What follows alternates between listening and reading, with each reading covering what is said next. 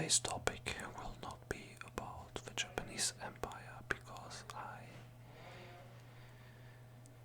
get requests for many topics, but don't worry, I'm listening to all of you and I'm gonna do it. I just don't know when. Hope you can forgive me for that. Anyway, today's topic will be about the Age of Enlightenment. Yeah, the Age of Enlightenment. Before we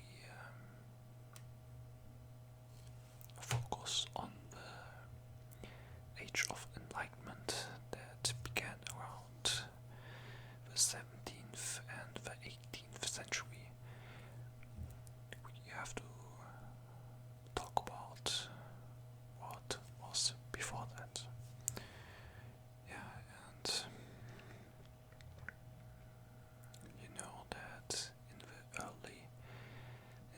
medieval times and also in the early modern times, in German we call that Frühmoderne, early modern times. The aristocracy, the elite, and the church, they were the ruling class, and they for example saw that their rule is given to them by God, and if they have peasants who were serfs, yeah, they were allowed to have them because they should not have any rights, or they should only have a few rights. And things like torture and censorship and taking political prisoners, arresting people who were against the crown, against the king, was okay, and it was the normality. People saw that as absolutely normal. At least the so-called elite during that time saw that as normal. You know that there was the so-called Ständeordnung. In German we call it Ständeordnung. In English I don't, class system. At the bottom there were the peasants. There were free peasants and there were serfs, like peasants who were not really free and they had to obey their landlords. And then there were the citizens. In German we call it das Bürgertum, the citizens, people who lived in the cities during that time. Then there was the nobility and nobility or aristocracy, and then there was the church and the high priests, and the Pope, the Vatican, whatever you want to call that. So, but with the beginning of the 17th century and later in the 18th century, there were philosophers like John Locke, and he was from Great Britain. Then there were philosophers from Germany, from the Holy Roman Empire, Prussia, and so on. Like people like Immanuel Kant and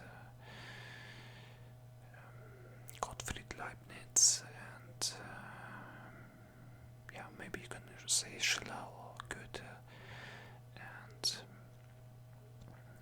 from France like Voltaire, Jean-Jacques Rousseau, Montesquieu, and so on, and many more.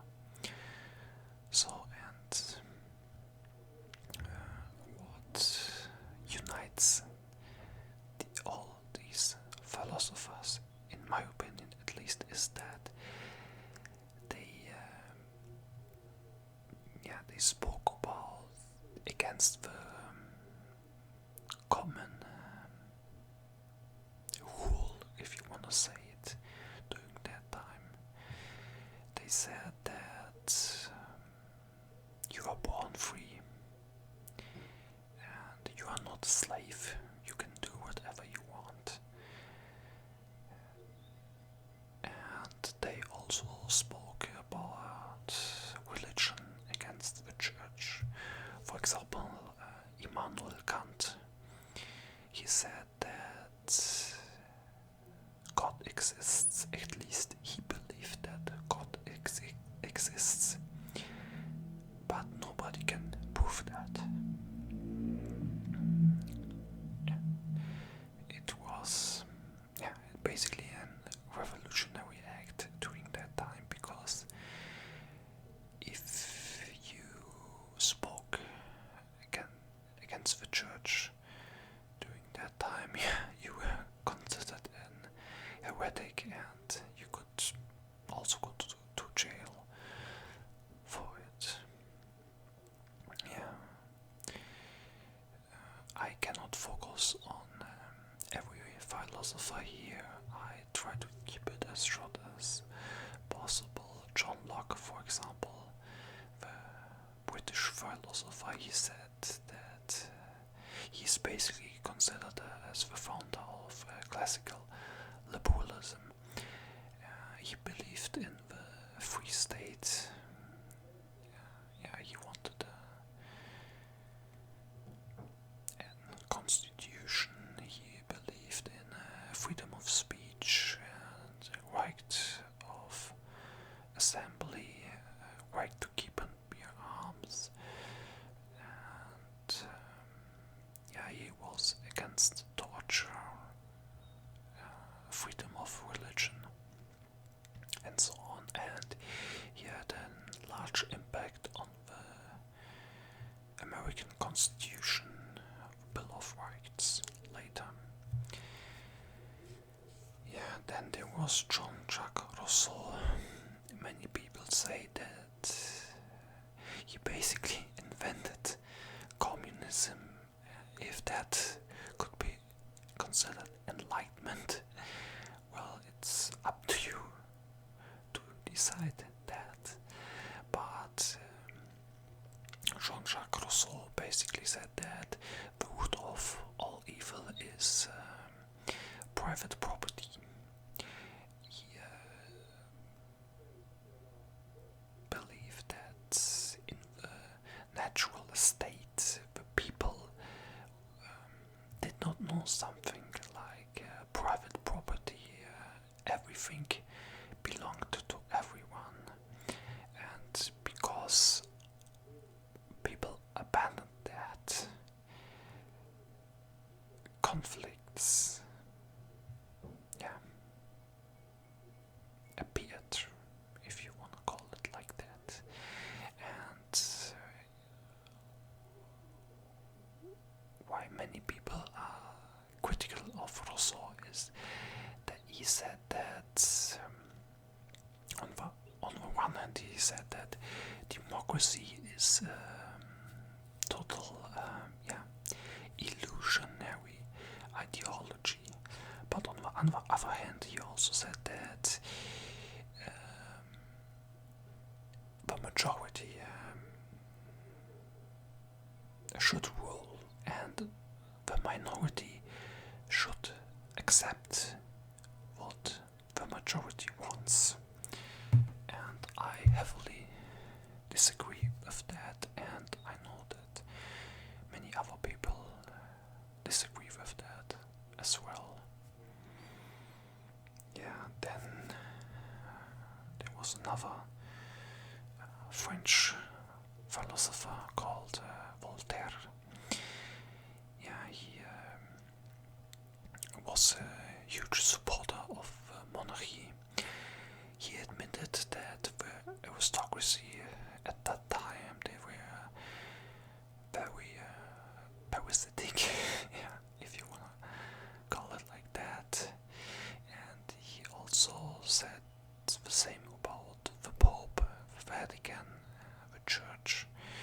He was a large enemy of the Church or religion in general, but he himself believed in a God, but he was more like a deist, if you wanna call it. I mean, he had his own religion. I think you can say it like that. Yeah. A famous quote by him is that I rather obey a lion much stronger and smarter than me than hundreds of rats. And he of course meant democracy, or the parliamentary democratic system that we, for example, have today in the Western world and many other countries outside the Western world.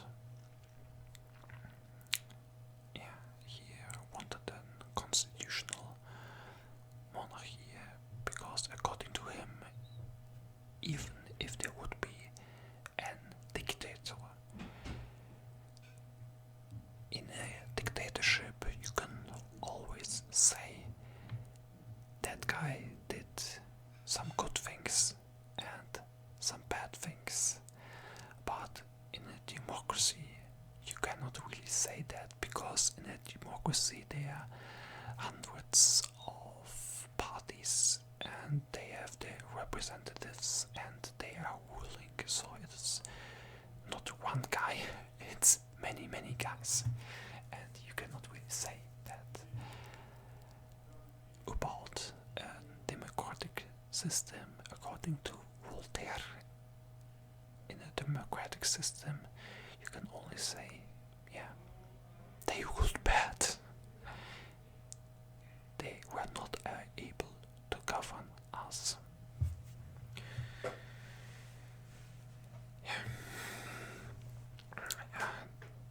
What else I can tell you?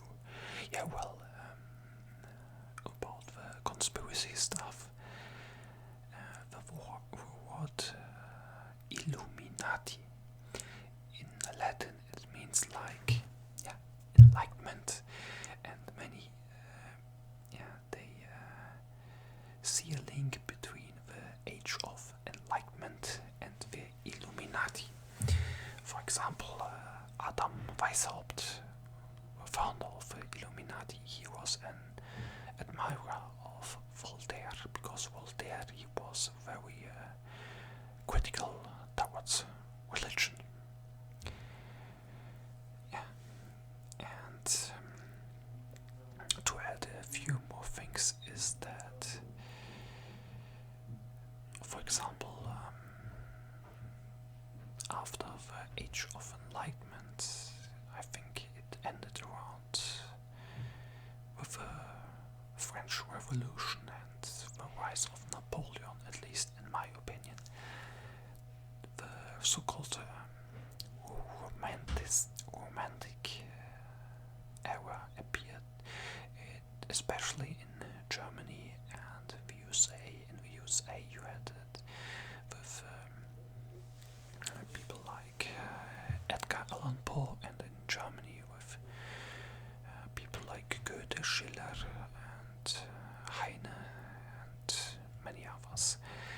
And the romantic movement, they were highly nationalistic, and kinda like they had a vision for a future for their country, and they were kind of like, yeah, how should I say, very influenced by, yeah, I don't know how to say it, like moves, fairy tales, or something like that. I mean, they believed, they romanticized their ancestors, their origins, their nationality, and so on. And with, for example, they were also, some of them were against Christianity, especially in Germany. You have it with the Brüder Grimm brothers. They said that Germany should return to its pagan roots because, according to them, it was a more natural religion than Christianity. Yeah, and you see that many people see a link between the Enlightenment philosophy and the Romanticist movement, and of course the American Revolution and the French Revolution, and you can say the same about the German Revolution in 1848. They were, of course, highly influenced by Enlightenment philosophers, yeah, wherever it is, Rousseau, Voltaire, Immanuel Kant, John Locke, yeah, whatever. Yeah. To add one more is the Scottish philosopher Adam Smith. He is basically considered as the founder of free market economy and capitalism. I think you can put him in the category of enlightenment. Yeah. Yeah, that's basically all I have to say about that.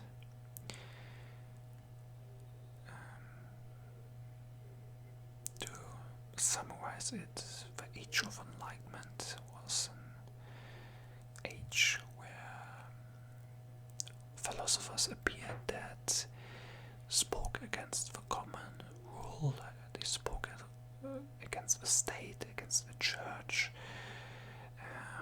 They were for liberties, for freedom, or what they considered freedom to be. They wanted freedom of speech, freedom of religion, freedom of assembly, freedom of the press, right to keep and bear arms.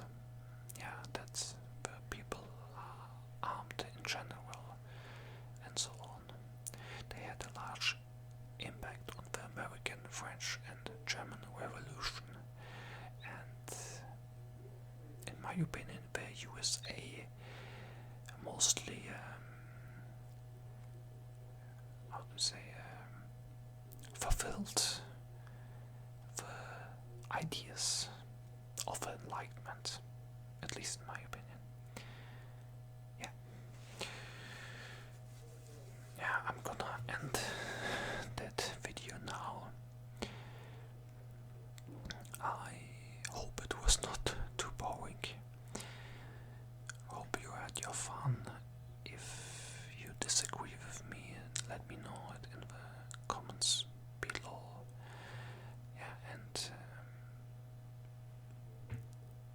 I am listening to you. I'm gonna do the videos you requested.